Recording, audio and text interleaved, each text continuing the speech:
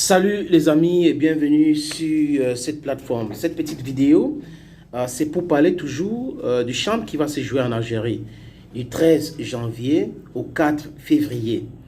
Vous savez, beaucoup de personnes en Afrique et au Cameroun pensent que Samuel Eto'o et l'équipe du Cameroun ne devraient pas aller en Algérie, compte tenu de tensions, de polémiques et tout. Mais apparemment, ça s'apaise déjà entre les deux pays.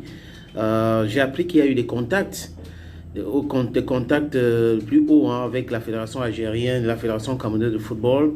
Ils sont en train d'essayer de régler ce problème-là. Maintenant, j'ai parlé du Cameroun dans une vidéo ici. Et beaucoup d'autres personnes demandent même au Cameroun de boycotter cette compétition. Parce que selon eux, ils ne font pas confiance à l'Algérie, la fédération algérienne de football, qui était dans ce complot, dans cette théorie de complot contre l'Algérie, qui a accusé Gassama qui allait en retraite. Et aujourd'hui, nous tous, on a compris pourquoi Gassama n'était pas sur la liste des arbitres que la CAF a sélectionné pour diriger les matchs du CHAN. C'est parce qu'il avait annoncé sa retraite anticipée à 43 ans. Voilà, j'ai fait une vidéo où j'ai parlé de lui. Chers amis, la fédération marocaine, non, la fédération royale de football marocain a parlé. A parlé parce que cette fédération a envoyé une correspondance à la CAF. Je parle là du président Fawzi Lekdja, j'espère que je prononce son nom, c'est Fawzi Lekdja, qui est le président de cette fédération, fédération marocaine de football, a dit ceci. L'équipe de 23 ans, de moins de 23 ans du Maroc, va participer au CHAN.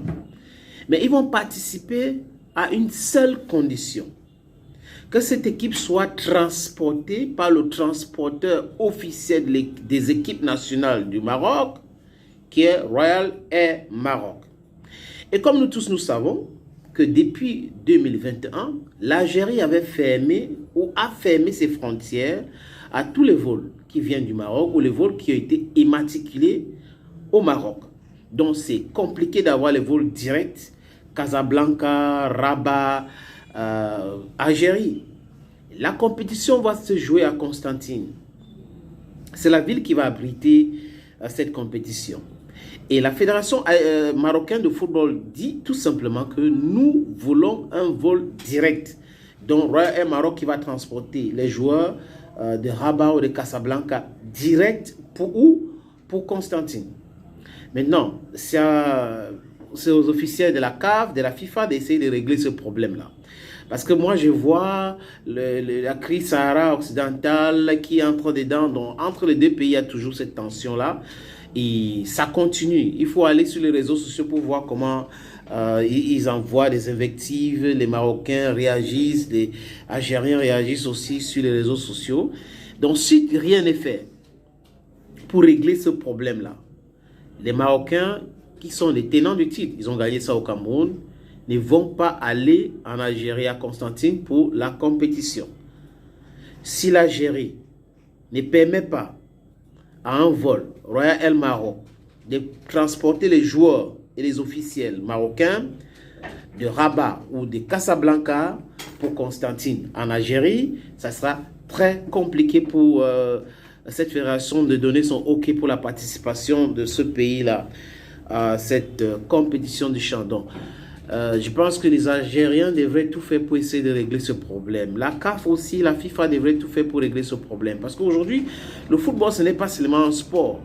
Voilà, il y a des enjeux géopolitiques dans le football. Et les gens utilisent le football maintenant pour régler certains problèmes. On a vu comment on a exclu la Russie, en ce qui concerne dans le football. Ils ont exclu la Russie pour la guerre en Ukraine.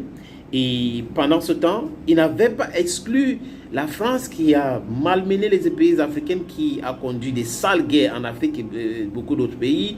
On n'a pas exclu les États-Unis qui avaient déclaré une guerre, une fausse guerre, donc une guerre sur la base des mensonges contre l'Irak. Ils ont détruit l'Irak. Ils ont détruit beaucoup de pays comme ça. On n'a pas vu la FIFA et tous ces instances-là qui gèrent le football bannir ces pays. Donc vous comprenez aujourd'hui que le football est utilisé aujourd'hui par des politiciens pour des fins inavouées. depuis les années 36, vous pouvez suivre l'histoire des Jeux Olympiques, de la Coupe du Monde et autres, pour mieux comprendre ces histoires-là. Donc, c'est un peu compliqué pour le CHAN qui va se jouer du 13 janvier au 4 février. Le Maroc a déjà averti et le Cameroun n'a pas encore donné son OK. Est-ce que cette compétition va bien se dérouler? Si le Maroc ne part pas, si l'Algérie n'accorde pas ou n'accède pas à la pression qui vient du Maroc pour pouvoir utiliser un vol Royal Maroc qui doit transporter ces joueurs de Casa ou de Rabat pour Constantine, s'il n'y a pas de garantie de sécurité pour la délégation camerounaise, ils peuvent avoir d'autres pays qui vont commencer à songer boycotter cette compétition. On a quelques jours de la compétition, donc cette chose-là peut être réglée. Les amis, thank you for watching. It's always a pleasure having you watch our videos. And just saying that Morocco is putting a lot of pressure now on CAF and FIFA to do their best to see that they use the Royal El Maroc plane, because Royal El Maroc is the official transporter of their teams, their national teams. So the president of the federation, Fauzi Lejak, just sent a correspondent to CAF to inform them that there is a ban on our flights in Algeria. Even planes that are immatriculated in our country cannot fly over the air of Algeria. So we need that ban to be uplifted, because we have only our single transporter is Royal El Maroc. We don't need to go and land in another country, take another flight to arrive in Algeria. We want to use Royal El Maroc. I think the officials of CAF already informed, FIFA is already informed. It's high time they do their best to see that this problem is being solved. Even the concern of Cameroon is talking about security for its players, their delegation. So it's high time all these problems are solved by the Algerian authority, because football is not war, even though people use football now to play politics, but it's not war.